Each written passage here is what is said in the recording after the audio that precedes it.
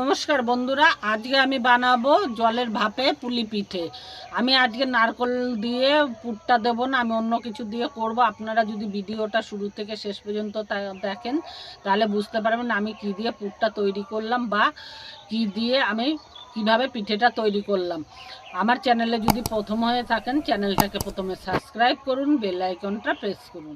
আমি এইখানে পুলি পিঠেটা করার জন্য ময়দা নিয়েছি, এক বাটি চালের গুঁড়ো নিয়েছি, আর সুজি নিয়েছি অল্প করে। আমি একই মাপের চালের গুঁড়ো আর সুজিটা নিয়েছি। ময়দাটা আমি একটু বেশি নিয়েছি, কারণ সেদ্ধ পিঠা করতে গেলে যদি আপনার চালের গুঁড়ো খুব বেশি দেন তাহলে কিন্তু পিঠেটা খুবই শক্ত হবে। আর আমি যেইভাবে মাপগুলো নিয়েছি এইভাবে যদি আপনারা মাপ নেন তাহলে পিঠেটা কিন্তু খুব সুন্দর নরম হবে, সবাই খেতে পারবে, ছোট থেকে বড় পর্যন্ত সবাই খেতে পারবে। আমি এটা নুন দিয়ে দিলাম, একটু সামান্য চিনি দিলাম। আমি এইখানে কিন্তু এটা ময়াম দেবো না, আমি এমনি মেখে নেবো জল। আমি খানিকটা করে ময়দা তুলে রাখছি।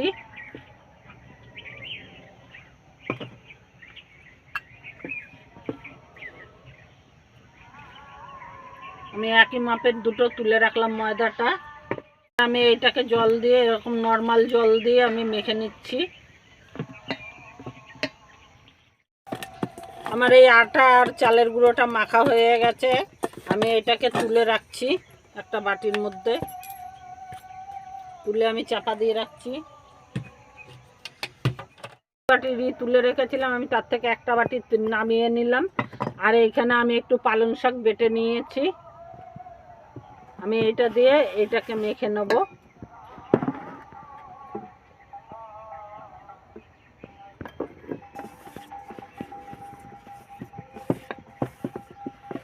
আমি এইখানে কোনো কেমিক্যাল আলা ফুড কালার মেশাচ্ছি না, আমি এইগুলো একদম পালং শাক তুলে বেটে আমি করেছি। আপনাদের বেটে দেখানোর ভিডিওটা অনেকটা বড় হয়ে যাবে বলে সেই জন্য সেটা দেখালাম না আমি। আমার এটা মাখা হয়ে গেছে, একটা বাটিতে তুলে রেখেছিলাম। এইটাও আমি এইখানে আমি বিট ঘষে আমি ছেঁকে নিয়েছি, এটা দিয়ে মেখে নেব।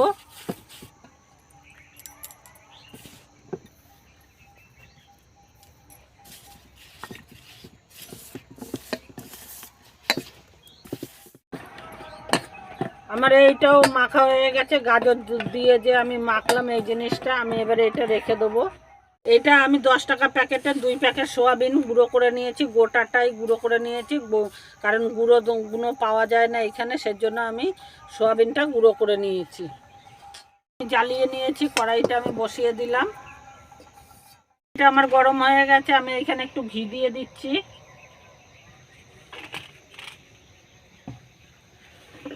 এবার ঘিয়ের ওপরে আমি এই যে সোয়াবিনটা যে গুঁড়ো করে রেখেছিলাম সেই সোয়াবিনটা দিয়ে ভেজে নেব প্রথমে।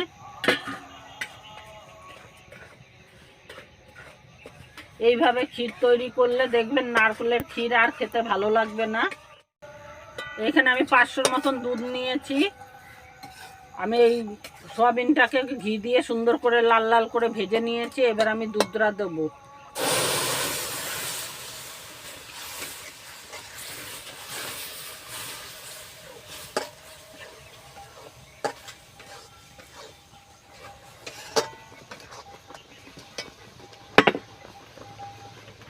এবার পরিমাণ মতন মিষ্টি দেবো, যে যেরকম মিষ্টি খাবেন সে সেরকম মিষ্টি দেবেন। আমি একটু বেশি মিষ্টি দিলাম এইখানে, মিষ্টিটা আমি খুবই পছন্দ করি।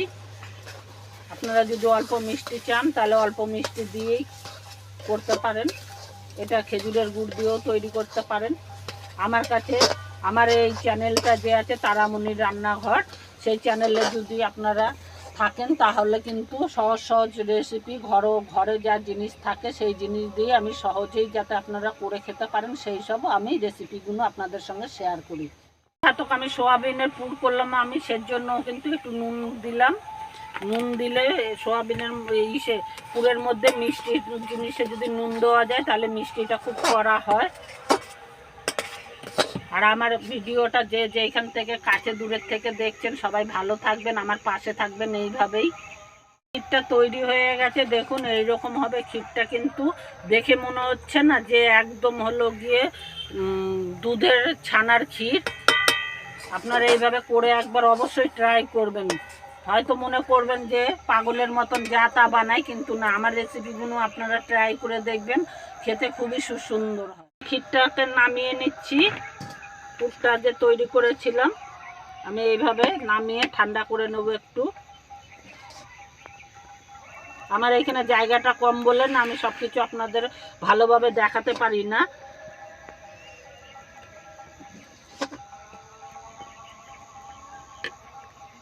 আমি যে আটাটা মেখে রেখেছিলাম আমি নাবিয়ে নিচ্ছি।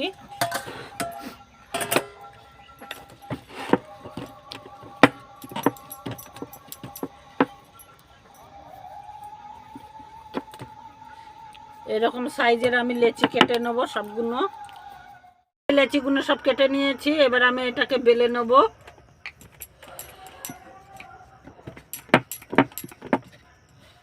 আমার রুটিটা এইভাবে বেলে নিয়েছি, আমি এবার ভাঁজ দিয়ে নিলাম এইরকম। এইদিকে একটা ভাঁজ দিলাম, এইদিকে একটা ভাঁজ দিলাম। এবার আমি রুটিটাকে উল্টে নেব। উল্টে নিয়ে আমি একটু জল নিচ্ছি, জল দিয়ে এইখানটা আটকাবো বলে জলটা আগে লাগিয়ে নিচ্ছি এইভাবে। এবার আমি পুরটা এর মধ্যে দিয়ে দিলাম এইভাবে। পুরটা আমি আগেই দলা করে রেখেছি। এবারে এটাকে এইভাবে উল্টে আমি সমান সমান করে মুড়ে নেব। এই সাইডটা আমি মুড়ে নিচ্ছি প্রথমে এরকমভাবে।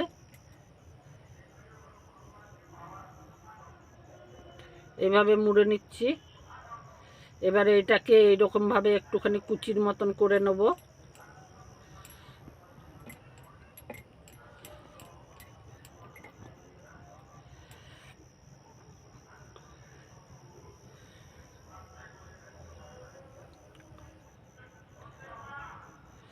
কুচির মতন আমার করা হয়ে গেল।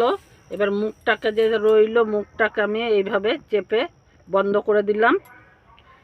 দেওয়ার পরে এইটা হয়ে গেল। এবার পৌষ পার্বণ বলে আমি এইটাকে একটু সাজাবো। আমি এইখানে একটু জল দিয়ে নিচ্ছি এরকমভাবে, আর একটু ধনে পাতা নিয়েছি, ধনে পাতাটা দিয়ে এরকমভাবে বসাচ্ছি আমি। পৌষ পার্বণের জন্য আমি পিঠেটাকে সাজাচ্ছি। আমরা যেরকম বিয়ে বাড়ি ঠাড়ি গেলে সাজি সেরকম এই পৌষ পার্বণের জন্য এটাকে আমি এইভাবে সাজাচ্ছি। এইখানে একটা দিলাম এইভাবে।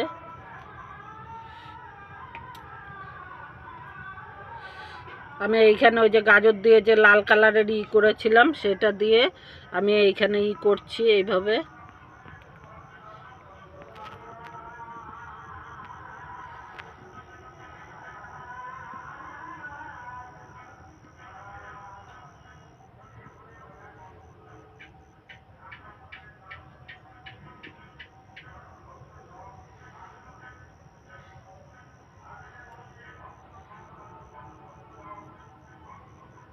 দেখুন বন্ধুরা কত সুন্দর লাগছে পিঠেটা।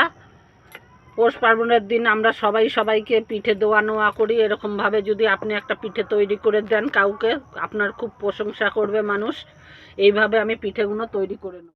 আমি আর একটা গোল্লা নিয়ে নিয়েছি। আমি এইখানে 2 রকম ডিজাইন দেখাচ্ছি আপনাদের।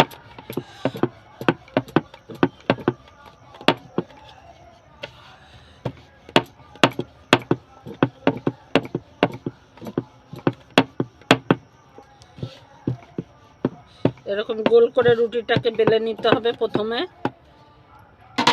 বেলাটা আমার হয়ে গেছে।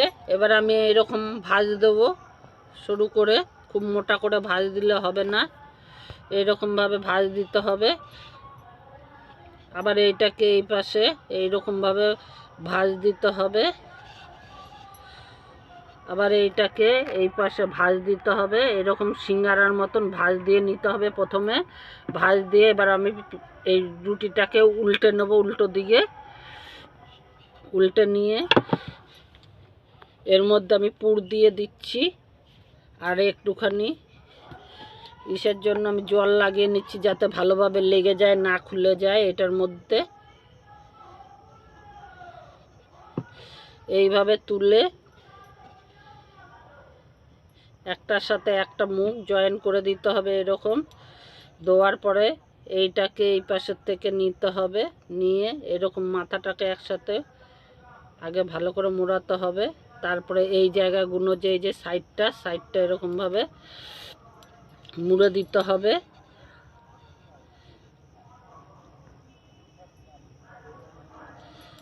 এভাবে সাইডটাকে মুড়ে দিতে হবে।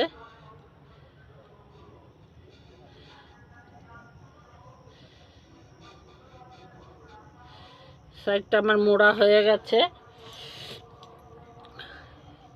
সাইডটা মোড়া হয়ে গেছে। এবারে এটাকে একটুখানি এরকম এরকম করে কুচকে দেবো, কুচির মতন।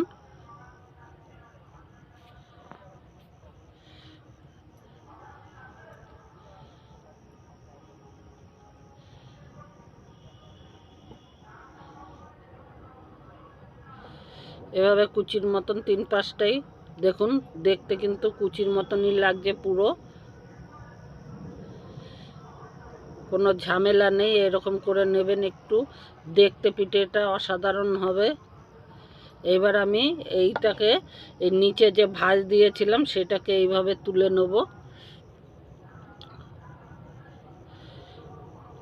এইভাবে তুলে নিয়ে এরকম সরু করে চেপে দিলে একটু দেখুন ডিজাইনটা কত সুন্দর হচ্ছে।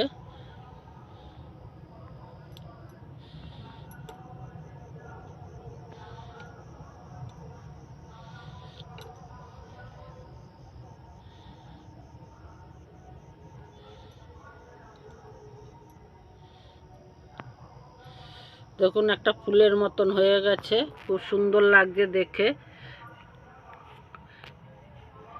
এবারে এইটাকেও একটুখানি সাজিয়ে নেব আমি। এখানে আমি চিরল চিরল ধনেপাতা নিয়েছি, দেখুন। এটাকে আমি আগে একটু জল দিয়ে নেব যাতে লেগে যায় এটার মধ্যে।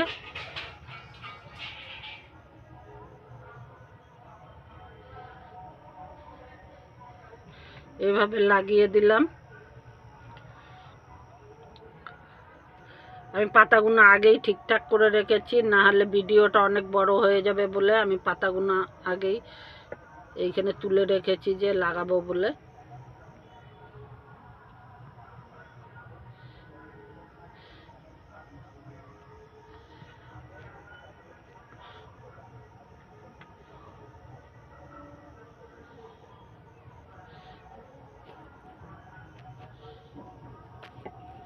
এখানে ওই গাছটা ছোট হয়ে গেছে বলে আমি একটুখানি এইখানে জলটা লাগাইনি, আমি এইখানে এইভাবে গাছটাকে জল দিয়ে লাগিয়ে দিলাম। আপনারা একটু জল লাগিয়ে দেবেন, তাহলেই হবে। এবার আমি লাল যে গাজর দিয়ে মেখে রেখেছিলাম ওইগুলো দিয়ে এরকম তৈরি করে রেখেছি। দেখুন একদম ঝাউ গাছের মতন লাগছে জিনিসটা, দেখতে কিন্তু খুবই সুন্দর লাগছে।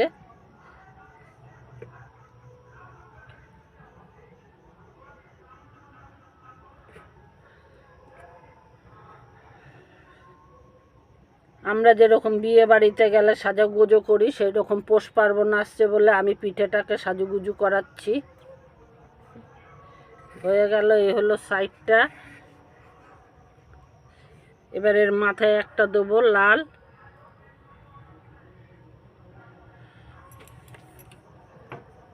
এইখানে যে আমি পালং শাক দিয়ে মেখে রেখেছিলাম এইগুলো একটু একটু করে এরকমভাবে বল মতন করব, বল মতন করে সাইডে দিয়ে দেবো।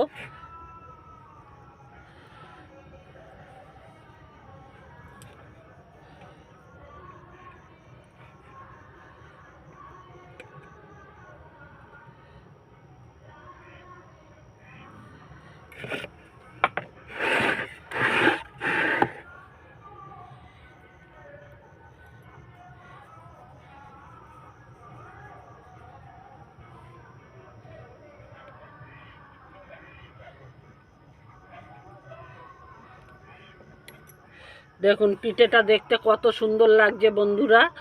এই রকমভাবে যদি পিঠে করে দেন, বাচ্চার থেকে বড়রা সবাই খুশি হবে। আমি এইভাবে সব পিঠেগুলোকে তৈরি করি। আমি তৈরি করেছি, দেখুন কত সুন্দর লাগছে পিঠেগুলো। এই যে এই পিঠেটার প্রসেসেই এইটা করেছি, শুধু মানে আমি এটা পালং শাক বেটে করেছি। আর এইটা হলো ঘেসে বিট ঘষে নিয়েছিলাম, আপনাদের তো দেখিয়েছি 3 রকম আটা মাখার কথা, আমি সেই দিয়েই করেছি। কারণ ভিডিওটা অনেক লম্বা হয়ে যাচ্ছে বলে ওই দুটো আর আপনাদের দেখালাম না। আমি এবার উনুনটা জেলে এইরকম একটা ঝাঁঝরি থালা নিয়েছি, ঝাঁঝরি থালার মধ্যে আমি এইগুলো একটা একটা করে বসিয়ে দেবো সুন্দরভাবে।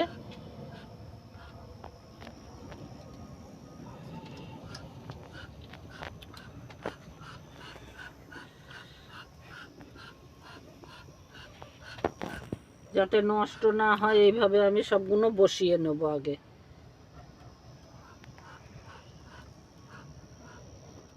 এইভাবে পিঠেগুলোকে সাজিয়ে নিয়েছি, জলটাও আমার ফুটছে, আমি এর মধ্যে বসিয়ে দিচ্ছি। বসিয়ে আমি 10-15 মিনিটের জন্য চাপা দিয়ে রাখবো। আমার সেদ্ধটা হয়ে গেছে, দেখুন একটুও কিন্তু নষ্ট হয়নি। আমি এটাকে এবার নামিয়ে নিচ্ছি, একটু ঠান্ডা হলে আপনাদের দেখাচ্ছি। এগুলো আমার হয়ে গেছে, দেখুন একটুও নষ্ট হয়নি, সুন্দর হয়েছে। আমি একটা পিঠে ভেঙে দেখাচ্ছি, দেখুন সেদ্ধটাও খুব সুন্দর হয়েছে।